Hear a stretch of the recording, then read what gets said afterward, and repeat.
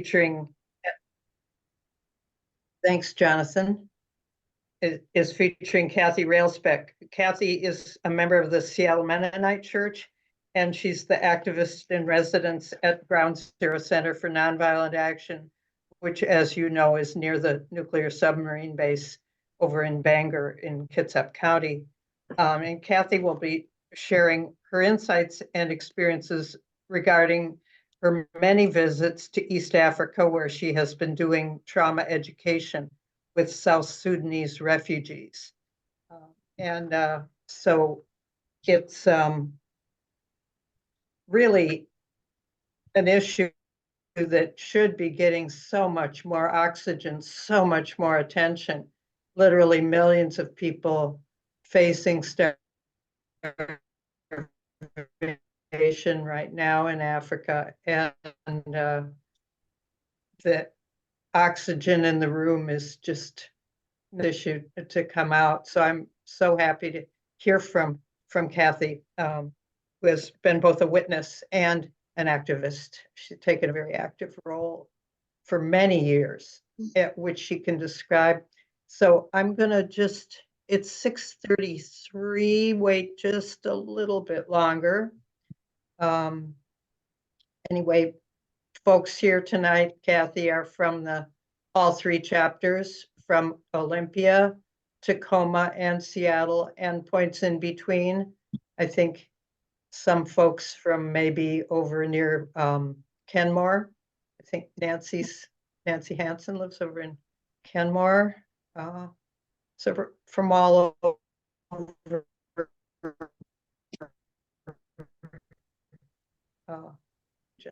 So I think everybody's here. And I apologize I would actually like to pause just for a moment and have Jonathan do a land acknowledgement for us before Kathy begins her comments.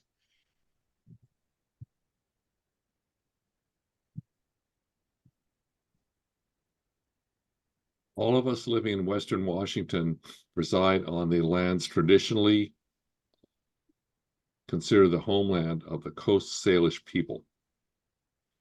There's a variety of tribes, but they are all culturally related under the name Coast Salish people. We wish to acknowledge that we are on their traditional lands that were taken from them by force and subsequently divided up among settlers. As a justice-oriented organization, we pledge to do our best to redress that wrong in whatever way we can, and thus express our respect, our love for them, and our respect for the land. How's that? Very good. Thank you, Jonathan. So for those of you who may have come in later, our speaker tonight is Kathy Railsbeck, and Kathy will be speaking on the work she's been doing in South Africa. I'm sorry, in East Africa with South Sudanese refugees. So Kathy, floor is yours. Thank you so much, Mary, and thanks to FOR for letting me give this presentation. I've been in meetings with many of you, and so it's nice, but often they've been on different topics. So I'm happy to be able to speak about something that's very important to me. And actually, it is. I do live at the Ground Zero Center for Nonviolent Action with my husband Bill. And one of the reasons we moved here was so that I could continue doing this work. You know, that we could reduce our living expenses and live in a more simple manner, so that I could do this work that is so important to me. But I think I'll go ahead, Jonathan, and I'll go ahead and pull up my presentation. Let's see. Well, could everybody else mute?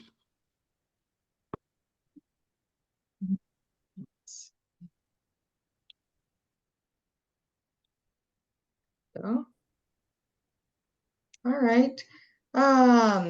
So I'll go ahead through my slides, and I'll take questions at the end. unless somebody has a burning question as I go through. Um, so I wanted to mention a little bit about just work. Oh, sorry, let me get something off my screen. There we go. I've been working with refugees for many years, really my whole adult life. I started working with refugees from Vietnam, Cambodia, and Laos in Thailand, in a refugee camp in Thailand in the early 80s. And then I went on to become my professional career was as an immigration attorney, and I continued to work with refugees and also asylum seekers, and all kinds of immigrants. I did plenty of family-based, employment-based, all the various kinds of immigration law. And I was on a board in it was Washington Refugee Resettlement. It was based in Seattle in the 90s, and we were doing strategic planning. And it just struck me as like, why can't we build into our plan? I was just kind of tired of planning for like years and years of refugees. It's like, why can't we think about how to reduce the need for people to have to flee their countries? Why aren't we getting to the root causes of, what's causing these enormous refugee flows? And that concern is still with me. Um, Also in the late 90s, I had really a religious experience which caused me to uh, feel like I was compelled to work for peace in countries around the world. So I worked with Christian peacemaker teams and did a lot of work. I've done both with FOR should appreciate this, but I've done work both with religious communities and with the secular communities, kind of anybody that was doing any kind of peace work. Um, I started working with the Healing and Rebuilding Our Communities program in 2013. A speaker from Rwanda came. I was living in Boise at the time. My family was in Boise. We were in Seattle for 11 years, and then moved to Boise for 20, and then just moved back about 2.5 years ago. While I was in Boise, I saw a great presentation from a man from Rwanda, Quaker, and another from Pennsylvania, and they described a program that had been developed in Rwanda after the genocide, kind of in the early 2000s, and they were bringing together Tutsis and Hutus for these 3-day workshops and learning about trauma. And I was so taken by it as a means of peacemaking, actually, of dealing with people's trauma as a means of making peace. I was so taken by that that I went with another man from Boise who's originally from Niger, and the two of us were both taken with him. Both of us worked with refugees, and so we traveled to Rwanda, became trained as facilitators, and started doing some workshops in Boise with refugees. And I also in Rwanda I met someone from Congo, Eastern Congo, who wanted to get the program started in their area. So I went back to Boise and started raising funds to do work in Eastern Congo. Well, that is still very dear to my heart. The work there, and so I've been working through Friends Peace Teams, which is a 501(c)(3), mostly Quakers, but not all. And they have kind of like a sub program, the African Great Lakes Initiative, and so I'm co-clerk of that at the moment. This is the area that I've been working in, mostly in Eastern Congo, and more lately, Kenya and Uganda, especially intensively for the last like year and a half or so. I've also done these workshops in Tanzania and in Rwanda and Burundi. And we have facilitators and trainers on the ground in pretty much all of these countries, not Tanzania, although we could expand there, and not yet in South Sudan either.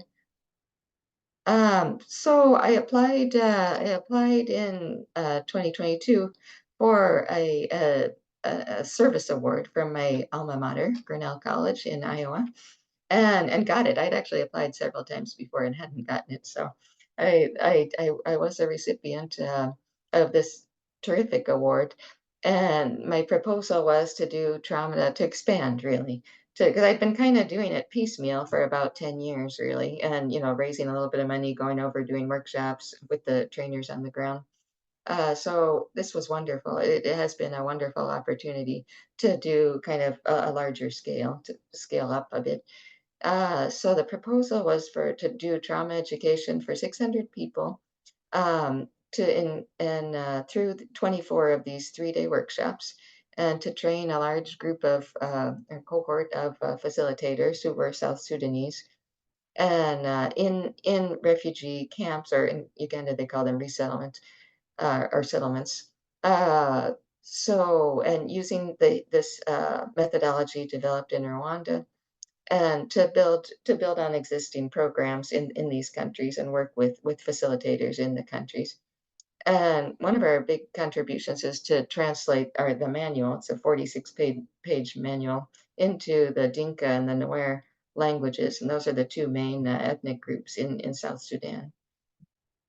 And the reason I picked South Sudan for this proposal is because it's the largest. It was at the time, and I'm not positive at the moment that it is, but it's huge. There's something like 2.2 million South Sudanese refugees that have had to leave South Sudan, and I'm sure huge numbers of internally displaced people as well.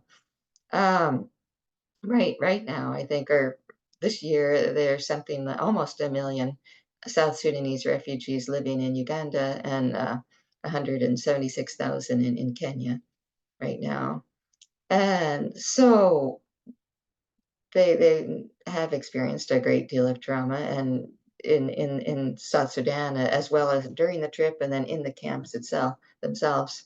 And there's a shortage of all kinds of services, but definitely a shortage of mental health. There's not enough money even for food at this moment.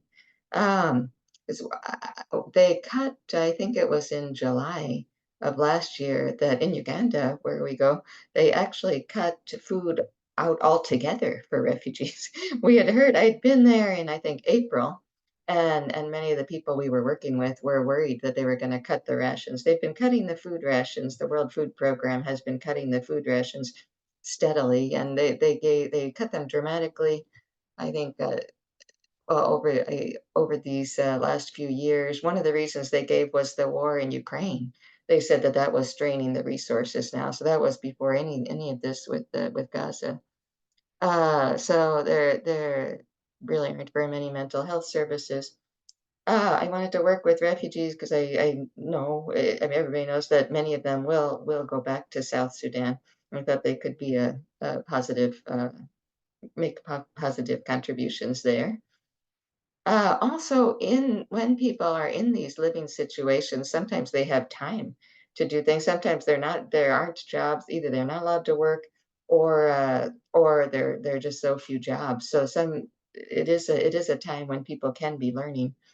Um, and I wanted to do it with this group because we don't have that many South Sudanese. We had really just like under 5, I think, South people from South Sudan who'd been trained as facilitators. So these are where the refugee camps are. They're both pretty close to South Sudan, and they're quite different. The one I circled Gulu just because that's one of the closest towns. It's actually Pagarinya is the area that I've been working in, but it's closer to South Sudan. It's kind of north of Gulu there, and it has about 30,000 refugees, and all South Sudanese. And then in Kakuma is interesting. It's in Kenya. And it has something, I want to say like 193,000, around up, just short of 200,000. But that one is different in that it's people from about 18 different countries. So a large number of different nationalities there. This is a little bit about the methodology that we use, called HEROC, Healing and Rebuilding Our Communities. I mentioned how it was founded, but I didn't mention that it was based on a Quaker program called the Alternatives to Violence Project, that was developed in prisons in U.S. in prison, and as a way to kind of break the chain of violence. And they came up with this idea of a workshop, a multi-day workshop, and and then they were introducing it into Rwanda, and then the people in Rwanda and Burundi said, you know, we kind of like this format, like goofy icebreakers and kind of a mix of serious and not so serious, like fun. Uh, so, but we want the content to be more trauma focused, and Nice. so that's what how they developed it. And it since has gone on the last 20 years. It's been used in many countries in Africa. Um, I describe it as kind of high conflict, low resource. So places like Nigeria, Central African Republic, Congo. So it's being it's being noticed there, I would say, in Africa, and adapted in some countries. So this is kind of what the basic workshop looks like. It's 3 days, and day one we kind of focus mostly on creating a safe space, because sometimes, like within our Kakuma workshops, we have people from, it's kind of evenly divided between the members of the Dinka community and the Nuer community, and they've been fighting, you know, for many years in South Sudan. So naturally there are tensions. In Uganda, the way it worked out is we've actually had people. We have a great pastor there who kind of is like the United Nations. He wanted to invite. He didn't want to just kind of work with the Dinka and the Nuer. He wanted to invite people from about like 6 or 7 different ethnic groups, which is great, but it's gets kind of hairy when you're trying to do languages, you know, because we wanted everybody to be able to speak in their native languages. And so dealing with interpreters, and some people will speak, you know, it got quite complicated language wise, but very productive, I think, and rewarding. Anyway, so we do a safe space. We talk about the benefits of sharing, do some exercises directed at that, and go over kind of, they will in small groups or large groups. Um, Talk about the symptoms of trauma, the causes of trauma, the symptoms of trauma, and the consequences. And often, people are not even familiar with the concept of trauma, that it's a thing. You know, I've heard over the years, you know, that people thought they were bewitched or something, you know, like cursed with this, or they thought it was just something that they had. They're always surprised to hear that Americans suffer from trauma too. Yeah, so it's anyway, so it's a lot of learning and sharing on that first day, and then the day two, we have a chance. People have a chance to talk about their individual losses, um, and it's all voluntary, you know, if they wish. But often people are interested in sharing, and say that it helps them to talk about it, um, and it helps them to hear about others' loss. So it's done, you know, kind of in a circle, and it's very serious. And we talk about how it's just a time to honor people's losses, because in the circumstances in which the losses occurred, a lot of times there was not time to do, like, or opportunity to do like a kind of mourning, the normal beautiful mourning ceremonies that many of these communities have, like sitting around a fire for 10 days, and talking about the person, and being with other community members and stuff. So it's heavy. It is quite heavy. Um, but people express that it helps them.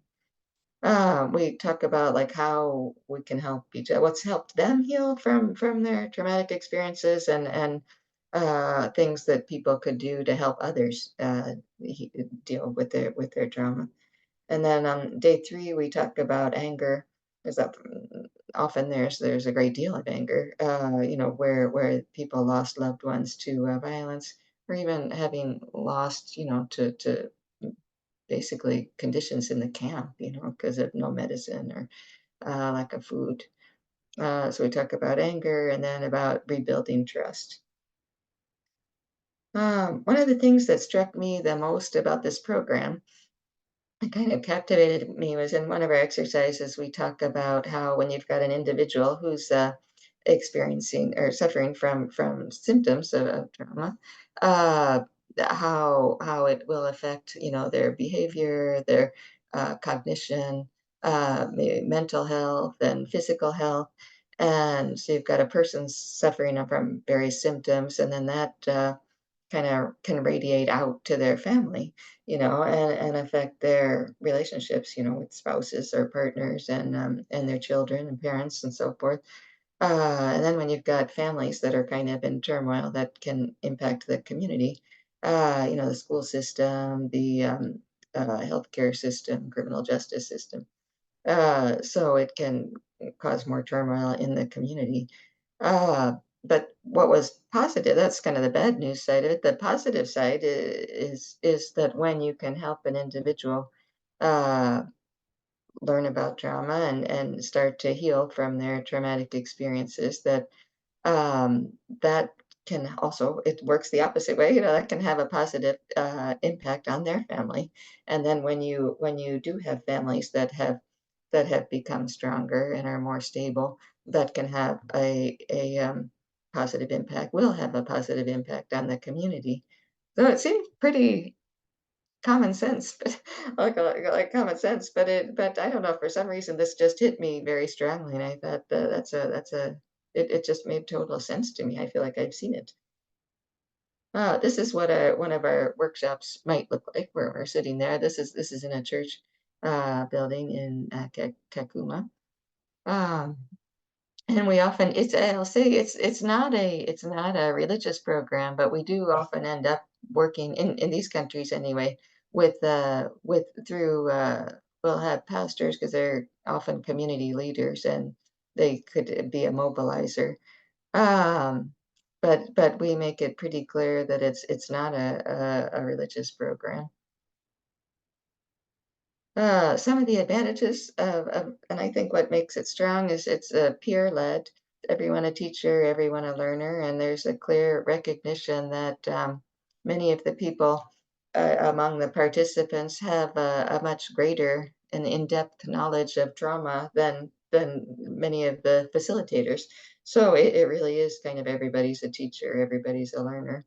It works at a community level, and um, what we find is that there is a desire for healing among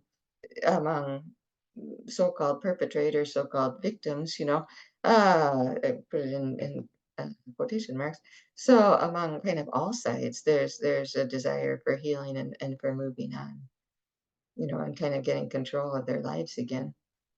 We try to make a safe space to discuss trauma, and it's a mixture of kind of goofy activities like game kind of things, which people really enjoy, just plain old games, I mean, in some of these circumstances, there isn't an opportunity to do something kind of silly. And so I think people really do seem to enjoy just kind of fun activities. Movement is very important because when you're talking about like trauma, everybody kind of can tense up and get stiff and everything. So it's important to move. It has music and dancing and that kind of thing, which is or there it does because music is so common. People know a lot of the same songs, so it's pretty easy to get people to just lead a song. Um, I say relatively low cost. It's gotten a lot higher, as I mentioned. Food prices have gone up like crazy, and transportation, food and fuel. Excuse me. So um, I'll move on. How One of the reasons I think I look at it as a way to that it can lead to peace is that the participants, even just by learning about the trauma in themselves that they've gone through, and they can understand symptoms of trauma and people around them, they might realize why people might seem, more angry or suspicious, mistrustful. I have seen how it just gives people a little bit more insight into the people around them and their adversaries. It helps people learn how to manage anger and to learn the futility of revenge attacks. I'll talk about that in a minute. And we had one woman from Congo, an older woman, say, "Well, I know I'm going to have more trauma. I know I'm going to see more trauma, but at least I'll know what's going on.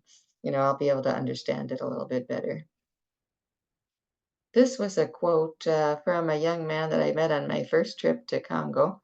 He was like early 20s and doing an orphan project, and I wasn't able to help him at the time, but I saw him a few years later, and he came back to one of our workshops. And at the end, we talk about, what are you taking away from this workshop? And he made this comment that he said he'd been planning to kill the people who killed his brother, and that now after this workshop, he really didn't feel like he had to do that anymore. Because there is among some people this feeling like that this pain that you're feeling won't go away until you like get revenge or kill the people who killed your loved ones. And so some of the older participants are able to talk to the younger participants and say, it really doesn't work that way. This is the site of a massacre that happened on my second trip in 2014 on a Pentecost Sunday, or it was the Friday. They were doing like a worship service at a church, and it was a local dispute, ethnic group, and also maybe cattle related, and 38 people were killed. And the people from the village and that ethnic group in the area were having a meeting, to try to decide what to do and how to respond to this attack. And it happened like right when I was there, and we met with some of the couple local leaders, and they said they'd been at that meeting and that they had counseled against revenge successfully. And I don't know that that was the only reason, but I just thought at least somebody was speaking up about the need, or the idea of not having to go do revenge. This is another thing that happened on my first trip to Congo, where we were walking to a village to do our workshop, and we were stopped by some Mai guerrillas, militants, and they pulled aside the local some of our local kind of collaborators, a teacher or a principal at a school, and another facilitator. It was my friend actually, from South Kivu, and they waved me and our supervisor from Burundi on, and we were naturally scared to death because we thought they would be beaten or kidnapped or something. But in fact, these militants were asking for a workshop for their soldiers because they were traumatized. I shouldn't laugh about it, but I mean it was just a big surprise. It was a big shock, and it's one of actually it's probably the biggest regret, I would say, is that I went back, what happened was they pulled these guys aside and asked for a workshop, and then we deliberated and then said, okay, well, give us a formal request, and this is what we got with a seal and everything. So we got this formal request, and then we talked about it, and I said, I'll go back and we'll try to raise funds to go back. But it took me too long. It took like 6 months before I was able to get back there. And by that time, this group had dispersed. So we were not able to do that. But I think it just kind of shows the need. To me, it showed the need, that the need is widespread among perpetrators of violence and victims of violence, and that there was a desire for healing. It showed me that too. Anyway, this is kind of for my Grinnell project. This is how it's kind of structured. And it is kind of typical in HEROC, where you do a series of what we call the basic workshops, which is the 3-day workshop. And with about 25 people each. That's a little bit larger. But in the refugee camps, we go up a little bit in numbers, usually be like 20, but we've gone up because the conditions is sometimes it's not, you have people coming and going a little bit more in the camp. They have food distributions and they can't really miss any food distributions. So anyway, so we keep the numbers a little bit higher, and also because there's such a great need and demand for it. And then out of those 100 people in the 4 workshops, we'll select like 20 to 25 for facilitator training. And at the training for the new facilitators, we focus more on trauma, so they'll get a chance because pretty much everybody has experienced trauma in the camp. Almost all of our facilitators have, so they get to work on themselves, and learn about their own trauma symptoms or their family members. And then they just kind of learn basic facilitation skills, presentation, and time management and people management. and they get supervision. Really, the best way that we train is the hands-on practice. So in the Grinnell project, we're doing 2 sequences of this. We'll do the 4 workshops and pick out the facilitators, and then part of their training is actually to do facilitation under supervision. Um, and then out of the next group of 4 workshops, we'll pick out 20 to 25 candidates, to be trained. That's right where we are now. We've done the first. We've been through number 1. We're kind of in the middle of number 2. We've had the first 4 workshops that our apprentices did, and we've selected the facilitators, the people to be trained, the next group of people to be trained. I'm trying to consolidate funds so that we can do the next training. We have enough funds for the training, but I'm still working on funds for the next group of workshops. So that's what we're kind of working on. And then the hope is to have a retreat for all of them. And we're doing this cycle in each country. We're doing it in Kenya and also so they're running like in parallel. These are some of the people from Kenya. That's our group in the upper right-hand corner. This was our group of trainers. And I've worked with Peter, one of these guys, for the whole time, for like 10 years. And Romano, the person on the also the other guy in that picture, he was recently in Seattle doing AVP workshops in the Highline School District. So he was working. The 2 of us did AVP workshops at Innovation Heights High School in Burien. So that was kind of exciting. Yeah, and I actually, the truth is, I was so impressed by how well he did that I asked if he would go to Kakuma with us. And so he's yeah, anyway, we have met some wonderful people there. You can see, okay, so the 2 guys in the lower picture are both from South Sudan, and these are the 2 who've been kind of coordinating the interpretation of the manual into the Dinka and the Nuer languages, and they've been doing a terrific job. This is what it looks like in Kakuma. You get around on these motorcycles because it's like a few kilometers from the town where we stayed into the camp. It's a little harrowing, I think, because nobody wears helmets or anything, and there's a lot of corruption. There are police officers that ask for bribes along the way. Not when I'm there, but typically they do. Water is distributed through pumps. It's very dry. The two climates, even though they're not very far away, it's quite different. Kakuma is very hot and dry. They're both very hot. One is hot and dry. One is hot and wet. In Uganda, there was a lot more water. So this is Kakuma again. That's a water tower there.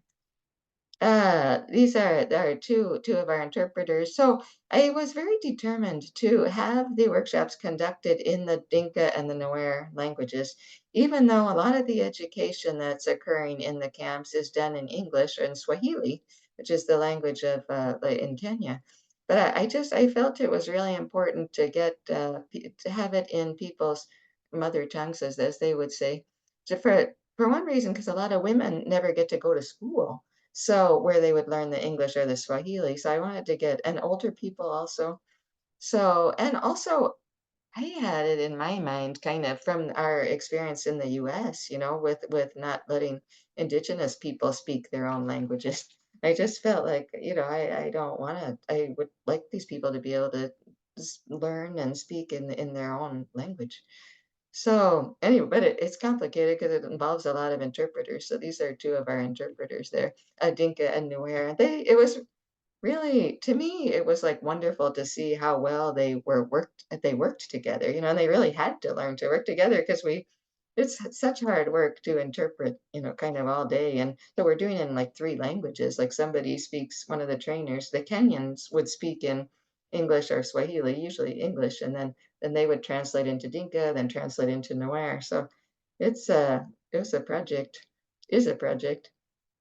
Uh, these are just a few. So one of the challenges with I was am determined to have half of our facilitators be women. But it is a challenge because we have like a written manual, and so many of them don't read and write. or in English. The manual has been in English, but now it is at least getting translated. But some don't read and write in their own language. So it's a challenge. They're remembering 3 days of material, in their heads. And so it's been a challenge to do training, but a good challenge, I think, because it's forced us to kind of simplify and kind of get to the essence of what we're trying to do in these exercises. And the exercises are meant to be accessible by people who including people who are not literate. So here I relied on Duo, who was a interpreter, the Nuer. So we experimented sometimes. So these women were Nuer, speaking the Nuer language. So we had to do some intensive work there. We tried to mix up Dinka and Nuer as much as possible, just to get people used to working with each other. And we had mixed teams of Dinka and Nuer, and in Uganda with several other groups as well. And in Kakuma, the pretty much it was very interesting to me. Like one of the young men, we lost one of our young facilitators for a while. I didn't know where he went, and he was playing dominoes. He was a Dinka, and he was a Nuer, and we were on the Dinka side of the camp, and he'd never been there. He'd grown up there, and he had never been. He just said he wanted to go look around, so he's playing dominoes with this group. So anyway, it was just kind of eye-opening to me. There's our graduates in Kakuma. There's me with the tallest guy among our group. This is what the food looks like. It's kind of like an injera for people who've had Ethiopian food, kind of like a pancake thing. And there's lots of good greens. I'm a vegetarian. I think that's goat meat. There's a fair amount of goat meat, or that's a big deal. Ah, this is Uganda, and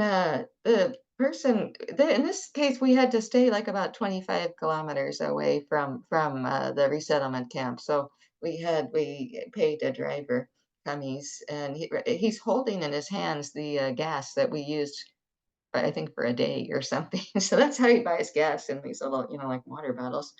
These are two of our trainers, Grace and Kathy One, down below, and that's Pastor um, Reverend Cato, who's with us, and I gave him a solar. He's like was a mobilizer. He's terrific. Um, and anyway, so he's got it. I try to bring over when I can, if I can collect enough of these solar lamps, because they're so valued there. For people to have light, because a lot of times there's no electricity. So they've been a real godsend. This is Reverend Cato's home compound, and his daughters are family members, and they're going through maize there. So the strategy that the UN is kind of following in Uganda, in this part at least, is to kind of require people to grow their own food. And the conditions are such they have rain, so they can actually grow food there often. But it's very tough for people that don't have any money, because sometimes they have to rent land to grow food. But so you can see that it is fertile. So this is what the resettlement camp look, and you can see how it's a lot different from Kakuma. I did see a few people starting to try to grow food in Kakuma, but it's just a challenge with the water. Because if there's no water, there's no, you can't grow anything. That's a little house for goats. This is what it looked like there outside of the church. We were meeting on the Dinka side. We were meeting in Presbyterian churches and in Anglican churches, or Episcopal, and then on the other, it was a Presbyterian on the Nuer side. This is one of our trainees practicing. These were some of the apprentice workshops there. They built some of these structures out of corrugated metal. So, it's so hot. It was so hot there all the time. So sometimes it was nice when we could get outside, and this was kind of like a self-reflection exercise for the facilitators. It's just a food scene. So our accomplishments, I would say that we developed strong leadership teams. There are some wonderful trainers there. We had about so far we've had about 350 people who've attended these basic workshops. Um, it's actually 8 in each country, so 16 total. Our number, this was kind of interesting and surprising. We started, disappointing, I guess. We started with like 50 in each, but we lost people, and unfortunately, we lost women.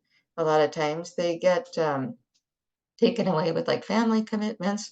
A lot of times, some people went back to South Sudan, so we lost them for there. Some had health problems, and so we're not able to continue. So it kind of validated our idea of starting with a larger number, especially women. I think on the second group, we're gonna uh, have start with more women if I'm trying to get half and half. Um, it was a big accomplishment, I think. It's the first time that these workshops have been done in the Dinka and the Nuer languages. Um, and yeah, altogether, mostly because of Reverend Kato in Uganda, we have people now who can facilitate in 8 South Sudanese native languages. And this was a very big accomplishment, I think, was we're able to pay people. I mentioned that there are very few opportunities to work, and people simply don't have money. I think even when they've gotten like some kind of cash stipend, it's something like $5 a month. I mean, something tiny. And so we were paying, I think, 10 something a day, I think $10 a day to the apprentices, which also isn't a lot, but people were very excited about this, especially the women who hardly get a chance to work at all. So people were excited to have money, and they need it, they have to pay even in these camps, and where there isn't a chance to get money, they have to pay school fees there still for their kids. It should be free, but they somehow they're still having to pay some money. And then when they don't have the school fees and the kids get sent home, even Reverend Keto, one of the days we were there, his daughter got sent home, just because people hadn't paid. So which is very embarrassing, I think, for the kids and the parents. So it was wonderful just to be able to pay people for things, as well as our trainers from Kenya and Uganda too. I think they really appreciated the opportunity to work, and the interpreters. Our challenges were the money is always, I mean, ever since I started, it's been an issue in Africa. Project structure and communication has been challenging. Time zone is challenging. Like the best time is like for probably 7 in the morning, my time. They're something like 11 hours ahead. So it seems like it's either like very early or very late for me when we get to talk. So that's hard. Internet connection, I'll be trying to talk, and it will go out like every 2 minutes sometimes, it seems like. So you're just like constantly interrupted. Sometimes it works, but it's just a little bit unpredictable. And then things, kind of more important things like cultural differences and the nationalities and stuff, and just it was a balancing act, like especially in Kakuma, where we were just dealing with the two tribes, and I had to be scrupulous kind of in making sure that anything that went to members of one group went to the other group, because people were watching, carefully, like everything. So we had to be like scrupulous, to, like, if I had glasses that I brought a bun, I usually bring a bunch of dollar store glasses, and it's like, okay, if I give this pastor 5, I have to give this pastor 5 too. So it's just like we just had to try to make sure that we were being fair in everything. Gender equity is a challenge for the reasons I mentioned, like education, mostly, and all of these women's household responsibilities, and then just the realities of refugee life. I think when our trainers did one of the workshops, I think somebody had lost a child to like a scorpion bite, and people have malaria regularly. I mean, in a group of like 30, there would be 4 or 5 people having malaria. I got malaria in April when I went, and luckily, I was the first one, I think, at St. Michael's Hospital in Silverdale to who had malaria. So luckily, I came out fine. But there have been some very good developments. I'll just mention where there's now a quick test that looks exactly like a COVID test. So you can find out now. That's just happened this year, I guess. So they said that's kind of a game changer. But nevertheless, there's hunger, there's poverty. So yeah, you can just tell that people are, it's harder to work when you're hungry, or when you're sick and everything, or when your kids are sick. So plus trauma, they're dealing with people getting killed or dying, back in South Sudan. So there's just a lot to grapple with. And then how people can help. Uh, I have a little support team here that I've been trying to meet with like on a monthly basis just to kind of check in and kind of keep me accountable and, come up with suggestions on like where to speak or how to move forward. Um, I can take when I go, I can take like two suitcases, like 100 pounds, 50 in each, and so I usually bring exactly 100 pounds of stuff, And the solar lamps, as I mentioned, I would love to give solar lamps to all of our facilitators. There are projects to sew sanitary pads over there, and I think there are people here that sew the sanitary pads, but we also have people over there that can make them and maybe get a little money for them or distribute them for free either way. Friends Peace Teams can use volunteers both in the US and abroad. And I think just in general, advocating on global hunger and peace issues because it's all connected. And then the Alternatives to Violence Project, based in Seattle, is doing some great things. And I think they're going to be looking for facilitators too. That's just a screen for financial stuff through the 501c3. It's just a picture that I liked of a little face. There, we always have little faces looking at us. I'll just turn and there will be like one. That's just one. Often we'll have like 4 or 5. That's an interesting mushroom that I saw in in uh, in Uganda. So anyway, that's my presentation. So I'm happy to do questions if people have questions.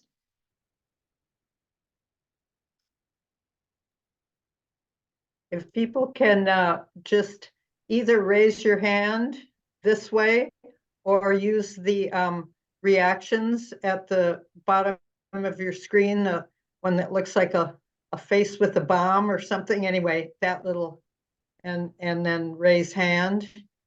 That works too. So whatever works for you. We're not a very large group. So I think I'll call on David Lambert first.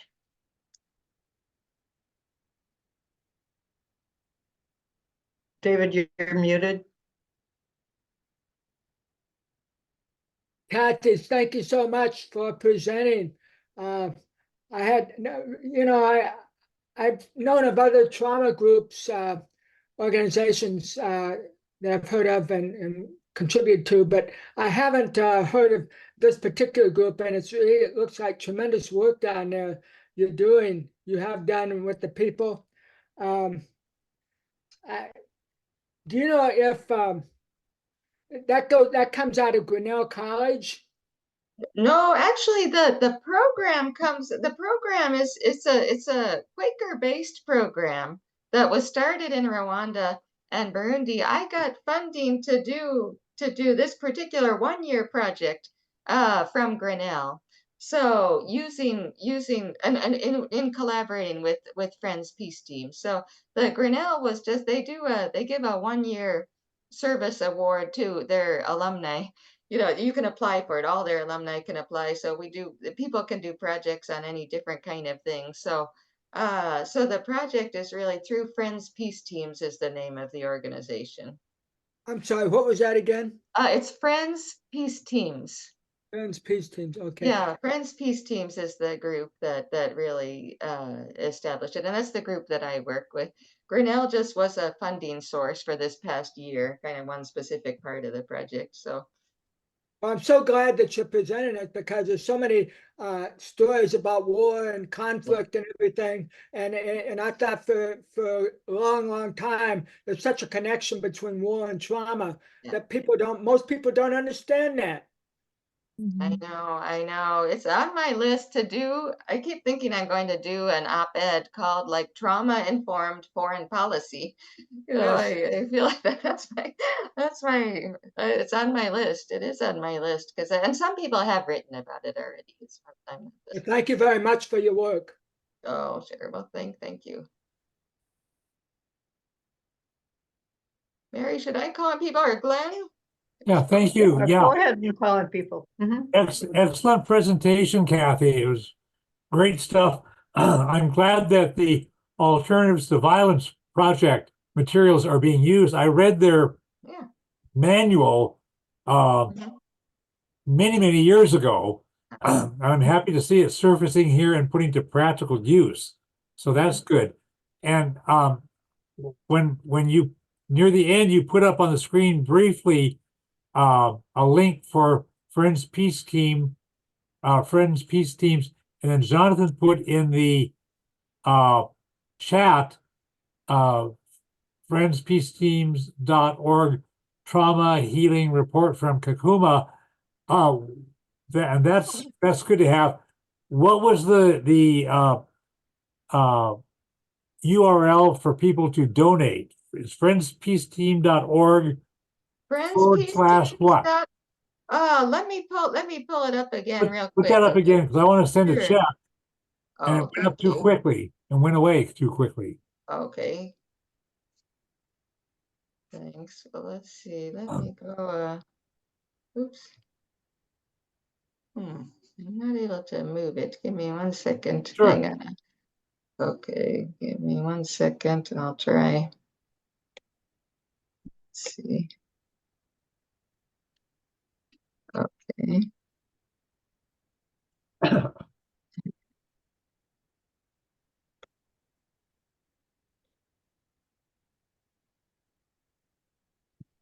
Okay, good. There it is. Yeah, so it's .org. Oh, yeah, /donate. Oh, // donate. And then if you can write the like Railsbeck Award project, that'll make sure good. that there, because Okay. there are projects all over the world. It's been great to work with this organization. Okay. So that in the lower left corner, do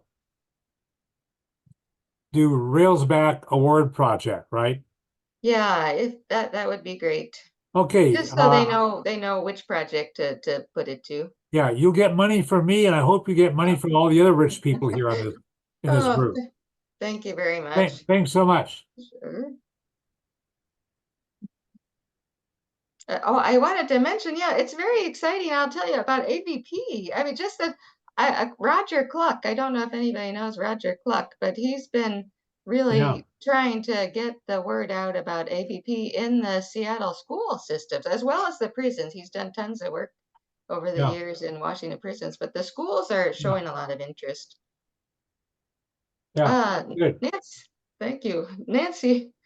I was just wondering how the people there are feeling about their futures. Do they expect just to stay where they're at and try to, adapt there and be happy there, or do they have dreams for the, different ideas of what they might be doing later? That's a good question. I think, Yeah. I mean, some of them, there's a lot of fear, I'm afraid it's more day to day, kind of in some ways. I guess some it's, it's personality too. Some of it is based on different people's personalities. When I was there in April, the big focus was on food. There's a lot of fear, kind of. Young people. Sometimes young people who are able to get an education in the camp will be thinking about going back to South Sudan, to try to work or make their future. That some people are kind of more like, oh yeah, I've heard sad stories. I've heard some very sad stories. Like one guy, I don't know how many people know about the Lost Boys of Sudan. That was like in the 90s, where like 1,000 children had to walk for like 1,000 miles across the desert from South Sudan, and they went to, I think, Ethiopia, then to Kenya, and that's how the Kakuma refugee camp started. It was a camp for the lost boys. So at one of our workshops, there was one of the lost. I met several of the lost boys there. one of them, it was the saddest thing. It was like he said, you know, I was one of the lost boys. Here I am, 45 years old. I don't have money to get married. You know, I'm gonna die here.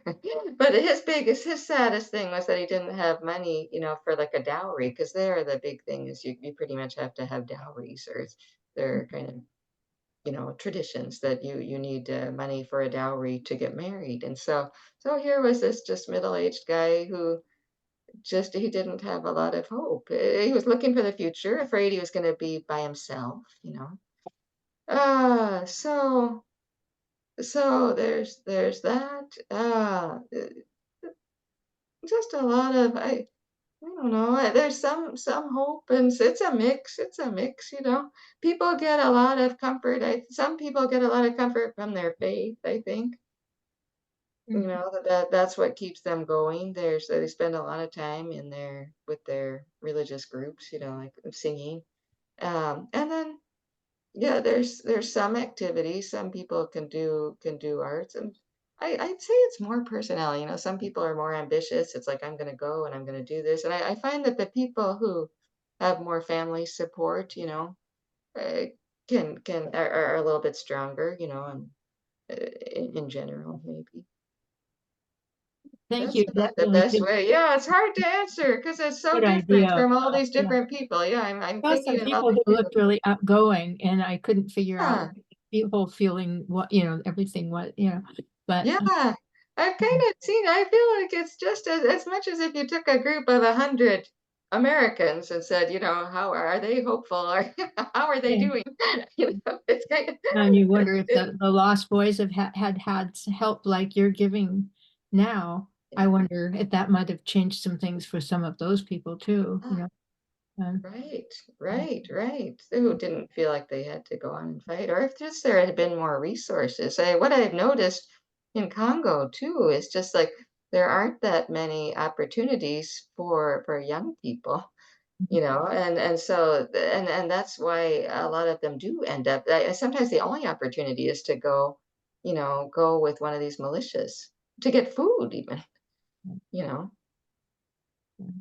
So anyway, no, I'm happy to be able to talk about it because I do want to keep. I would like to try to keep this part of the world, you know, on people's minds a little bit, even on my own mind. You know, it's like, I appreciate doing these presentations because I get pulled away a lot of different directions, and I feel like it's a real opportunity for me to go work there, and I feel kind of like I have an obligation to talk about what I've seen because not that many people have seen what I've seen, like in that part of the world. Thank you. I It think looks like Vivi has her hand up. Oh, Vivi. Hi, we recently had Nadine Hoover come and speak to us, and she's from the Friends team. And I was just wondering if you knew her. Yeah, I do know yeah, her. She came she's here. wonderful. Here. Yeah. I know her daughter's in Olympia, right? Is that right? Or No, Tacoma. Tacoma, that's Yeah. right. Yeah, no, she She came actually here. goes to the Friends meeting house where our church meets. Our church Oh. meets in the Friends meeting house. So, yeah, and I got to see her new baby. Yeah. Oh, yeah. She came here. But Well, she was here before the baby, and I right. yeah, I so probably that saw was her like quite the week. I saw her like the week before the baby was born. Yeah, I think because they were Yeah. waiting. Everybody was waiting. Yeah. Oh, she's been a real leader, Nadine, and she does a lot of work. She's worked all over, really. I mean, she's worked. Yeah, in it. she was saying that, yeah. Yeah, so that was good. She's done a lot of work. She's been a good mentor to me. You know, she has some great teams. There's some great teams around the world, like in Asia, especially. Mhm. So like in the Philippines and in Indonesia, Malaysia. It's really been a fun group to work with. I enjoy it a lot. Yeah, that's I have a great. question for you, Kathy. Are you familiar with the work of Gabor Mate? I just want to recommend to people that if you get the free service on your computer called Canopy, Kanopy, OPY. It's through the public libraries, so it's free. All you have to be is somebody with a library card and a computer. But anyway, this man named Gabor Mate wrote did a really good documentary, and it's called, I believe it's The Gift of Trauma. It may not be gift, but I found it very meaningful. As a more introverted person, it just worked for me to look at this and think about what he was saying. But anyway, he worked a lot with especially drug addicts, people who, are traumatized by substance abuse. But what you said earlier about wanting to do an op-ed on trauma-informed foreign policy makes so much sense to me. It just makes so much sense to me because there is so much trauma. And one of the critiques I've had of the peace movement is that we sort of settle into self-righteousness and don't get out and don't get out much anymore. And that isn't a good place to be. It isn't particularly productive. And it doesn't help us heal. We just kind of get stuck in the self-righteous piece. So anyway, I just wanted to recommend to people, I don't use the chat. I'm sorry, folks. My apologies to the entire world. I cannot handle being present at a presentation and dealing with chat stuff. It just doesn't work, but it is Canopy, and his name is Gabor and then Mate, like the word mate with a hyphen over it. So anyway, it's the only documentary I know that's about trauma that I think is really good and free and accessible. So that's why I'm bringing it up. Yeah, actually, there are other documentaries, but speaking of trauma-informed campaigns, I've just started a course offered by the group White Awake for people of Jewish ancestry. Come at peace issues from a point of view of informed trauma. I just had the first session this very afternoon. I thought that was very, very effective. So talk to me if you're interested in that. Yeah, well, that's great. Gabor Mate's book is called The Myth of something like the Myth of Normal. Yeah, and I haven't read it, but somebody just mentioned him to me today, actually. So Could you put your email in the chat so we could? sure, my email, yeah. I just took a course on anti-Semitism from Ed Wagner at the University of Washington, or he's retired from the university, and learned history about my own family that I had wondered about for years, Jewish in Germany, and then pushed east and with the thousands of others, and then came to our country, but one of the lucky ones is what Dr. Wagner said. So one of the lucky families, I guess, because not everybody escaped that whole process. So starting way back in about mid 1840, I think, is when that all started to really move along, with pushing the people out of that country. So now I understand the behavior of some of the people in my family after that, so. And it was always hidden. Just want to send people to the chat that Jean Buskin has, thank you, Jean, given us the title and a way to find it. It's The Wisdom of Trauma. It wasn't The Gift, it was The Wisdom of Trauma. And it's available through IMDb. I don't know if they charge there, but I know with Canopy, it is free. So, yeah. IMDb is just they don't make the video available, but if it is on Canopy, that would be the way to go. Yeah, Canopy's so wonderful. Another one just to throw this, the movie that was recommended as, well, it actually nominated for an Oscar among the best pictures. Somebody help me with the name of it, about a Korean couple. Past Lives, that's the name of it. If you watch the movie Past Lives, you can get that free on Canopy also.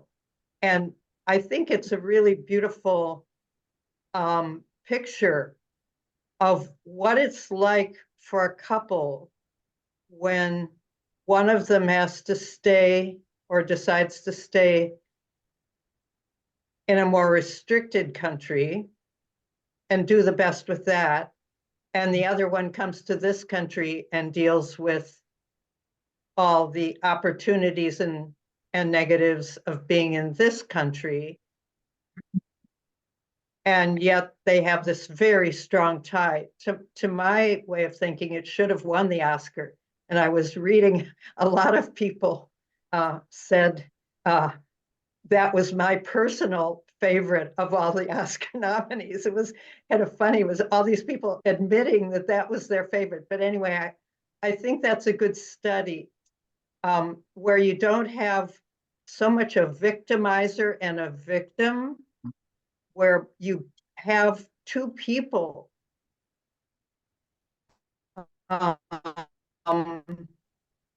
both the limitations and the pains of the trauma of politics, of people having to escape a country or feeling that they have to escape a country for political reasons.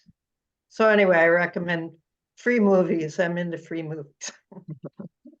Well, I'll just say about that, one of the things that surprised me early on was in Rwanda when I was doing some of these workshops, and there were people who had participated in the genocide, you know, in among us, and talking about it. But I remember, you know, being in a circle, listening to one of these people talk. We were talking about symptoms of trauma, and he was talking about, you know, insomnia and things that I related to. And so I thought, boy, and he just seemed like a smart, nice guy. And it turns out that he had to kill people during the genocide, you know, and live with that. And so you just kind of realized, yeah, just that everybody's human. You know, I realized, you know, so yeah, and I think that's how this kind of helps make peace a little bit, if people can get together and see that they do have things in common. Well, and particularly with some of this grief stuff, you know, where they've lost family members, and they can see the pain that the other one has suffered from losing a daughter, just like he suffered from losing a daughter, or from a spouse, or whatever. They're feeling some of the same pain. But Glenn. Thank you. Yeah. Here in this country for decades, we've known about post-traumatic stress disorder, PTSD, from people from the US who have done horrible things in Vietnam. And that's another kind of trauma. Yeah. And there's another related thing that's called moral injury. Mm-hmm. And it's not just PTSD, but it's something that's so deep inside you that you've been injured in a very profound way at the level of your morality beyond PTSD. And I know people who have done serious mental health work with Vietnam veterans. Mm-hmm. And besides PTSD, they've also been dealing with guys who have moral injury. Yeah. And this would be something relevant to the whole trauma. It's another angle of it. Right. I've explored a little bit about doing this with U.S. Veterans, and I would be interested if any of you have leads. Yeah, you could let me know. Amy Hagopian at the University of Washington just retired, and she taught public health and war. Yeah. And she's a very, you know, and she's been a member of Washington Physicians Social Responsibility for years. And she offered that we could audit her class, and I think I'm the only one who did it, and I was able to go to quite a few classes. There was someone who presented, and it was another instructor there, and he also treated PTSD.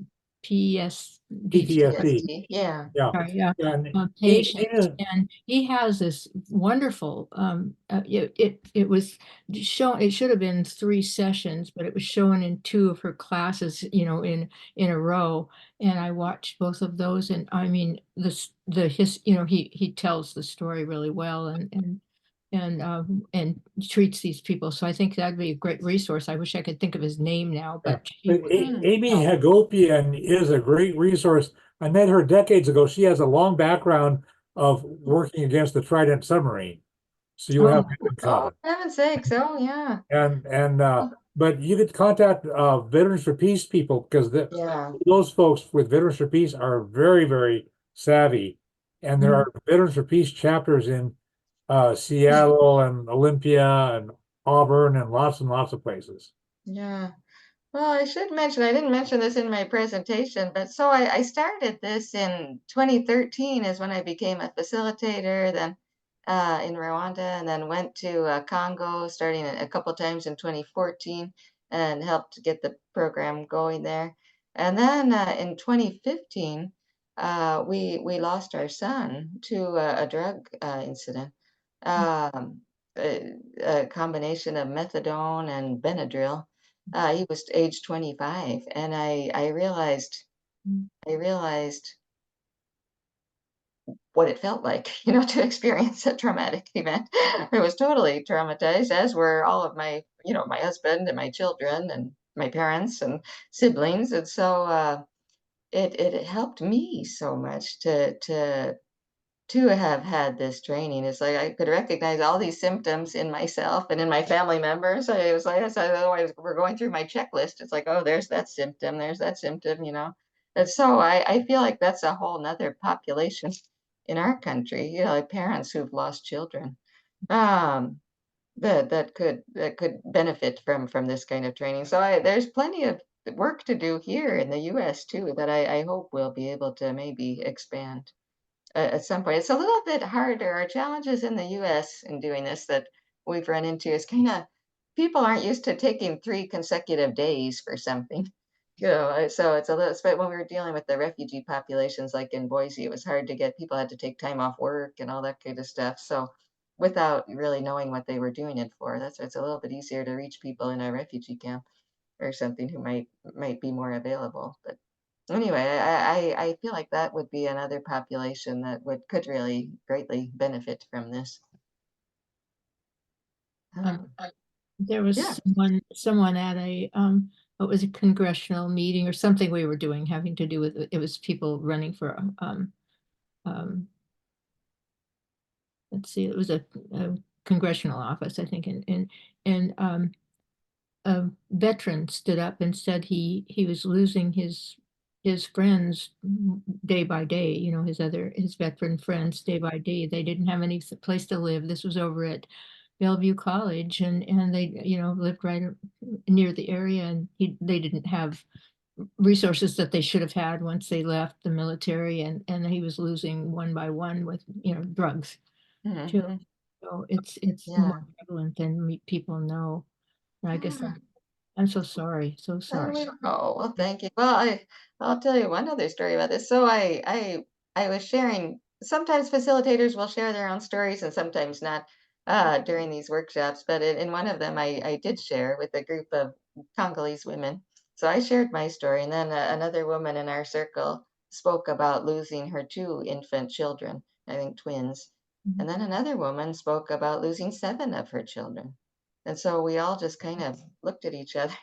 It's like, wow, you know, and then there's some kind of bond, you know. It's in a way, I think it's kind of like AA. I haven't been in an AA, but I feel like there's some of that same dynamic of shared experience there. And one woman in our one of these workshops that we just did with the South Sudanese, she said, "Yeah, I used to think that my case was like worse than anybody else's, or now I'm about in the middle. Now I see that I'm about in the middle." So it kind of like normalizes a little bit, and I think that's part of what part of the way it works. I'm exactly sure why it works because I don't really, I haven't had formal training. I've just had this, like, I'm just a layperson like everybody else.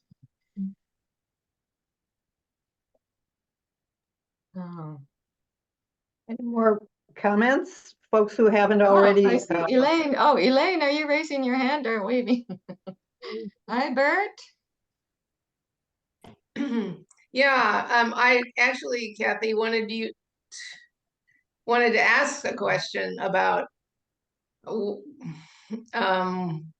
what in your background do you think helped prepare you to do this work? And because as you just said, you're really not formally trained. You're not a psychologist or something, right?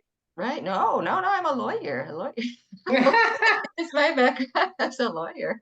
Yeah, no, but well, no, I think early on, I've always loved traveling. I think that's what I think part of this work is actually physical. I think one of the things that's made it possible for me to do this work is just that I have like a strong digestive system. Like I don't get sick that much. I can handle. Well, that was also what I wondered. Yeah, I think so. That's part of it. Like I'm just physically capable of doing it, which is not everybody is. It's kind of physically different. But so I love travel. I just enjoy it. It's very interesting to me to meet different. I'm pretty extroverted, and actually, when I was very young, I think like 8 or something, it was one of my dreams to like. It was one of my dreams was like to meet every person in the whole world. I'm going to go to every country and I'm going to meet every person in the whole world. As a very young child, that's what I wanted. That's an extrovert. Yeah, I guess so. I guess so. No, but I traveled early on. I went to, this is again at Grinnell. I did a semester abroad, like in London, and I did a semester in Rome. So I get one thing I have to say is my family gave me so much support, so I felt like I felt very secure, so that I could take risks and everything, so I traveled when I was, early 20s, and I went to India and Bangladesh, Nepal. So India and Bangladesh especially, it was kind of the first time that I saw such dramatically different living conditions. And we were kind of like upper middle class, I would say. My dad was in Congress, he was a politician. And I came home. I remember coming home from after one of those trips. I'd been like a backpacker kind of. And I came home and was looking at our living room and calculating how many people could fit on the floor in our living room, how many people could be living in our living room. Like families, it could have been like multiple families could have been living there was enough room that they could have lived in our living room. So I think it's a combination. Like my family has been really good. My husband has been really good. And my children have put up with a lot. I've had good friends support. I've had good church support all along. But I guess it was, I mentioned the religious experience. I was working as a lawyer at Microsoft. This was I have it written down. I recorded it. It was like in 1999, like November 1999. And I had been agonizing. I knew I wasn't cut out to be or destined to be a Microsoft lawyer. It was really doing that for financial reasons. But I agonized and I was taking a walk at lunchtime and I just kind of had this directive, like you will work for peace in countries around the world. And so then I talked to Weldon Nicely, who was my pastor at the time. So I went and I said, he was like the first one. It's like, Weldon, I had this experience, and then that kind of kicked it off. So it wasn't, it was it's been a spiritual thing for me, actually. Interesting. Thank you.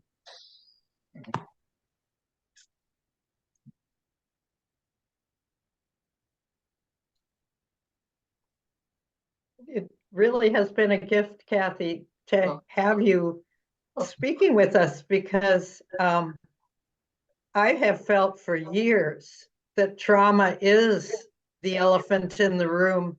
And sometimes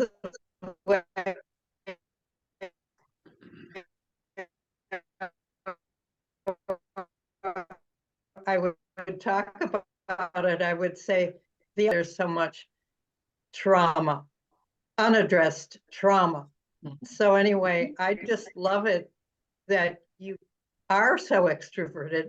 I'm not, and I just really appreciate that you have that, you know, that your life has come together in such a way that you can not only do this work, but help to shrink the elephant a bit or enlarge the room a bit.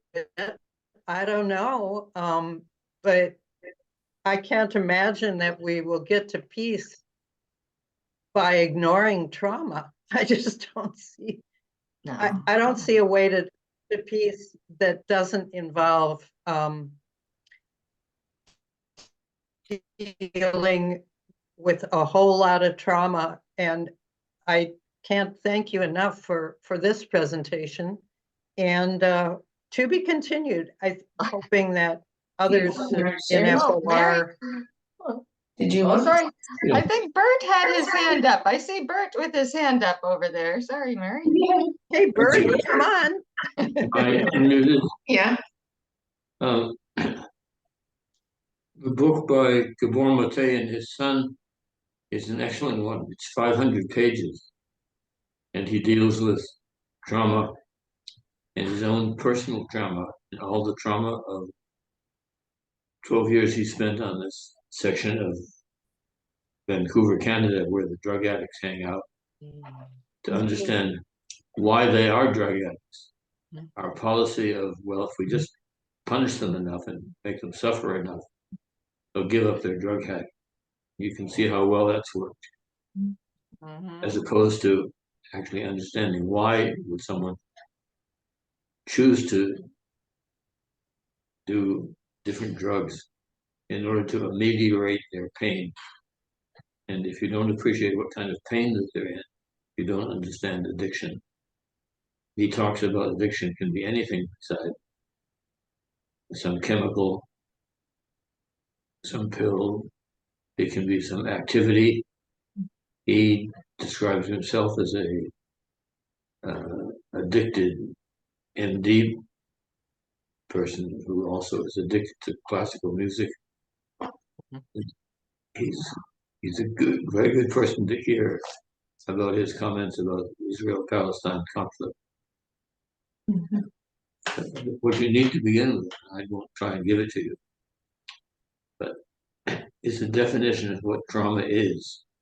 Trauma is not what happened to you. It's what you make of what happened to you, what you conclude about what happened to you.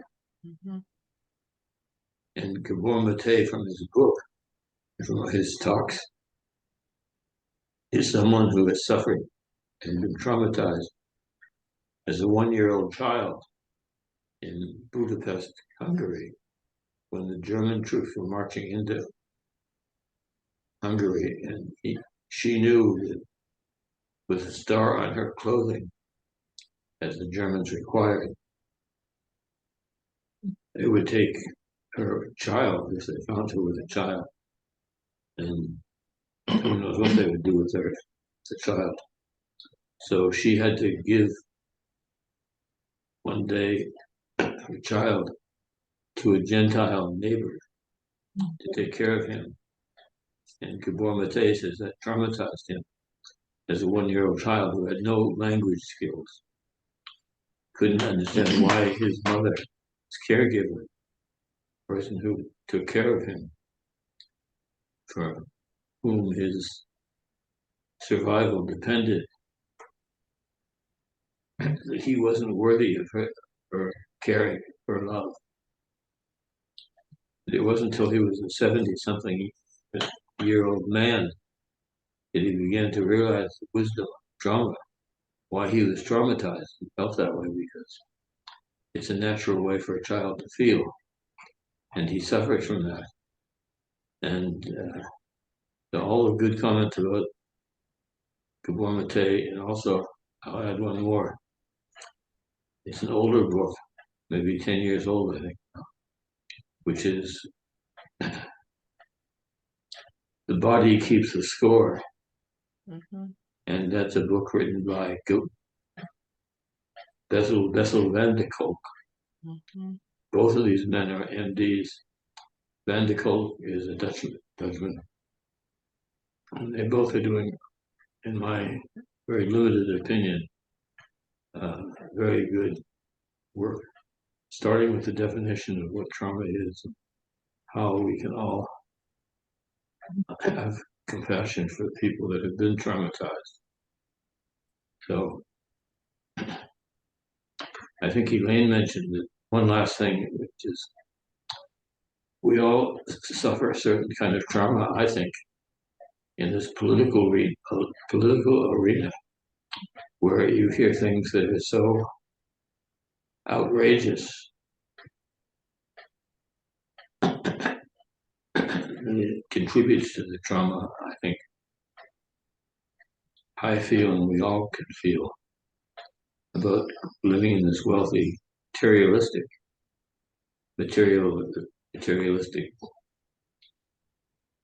generous environment, which nonetheless has significant traumas for all the people living in this environment.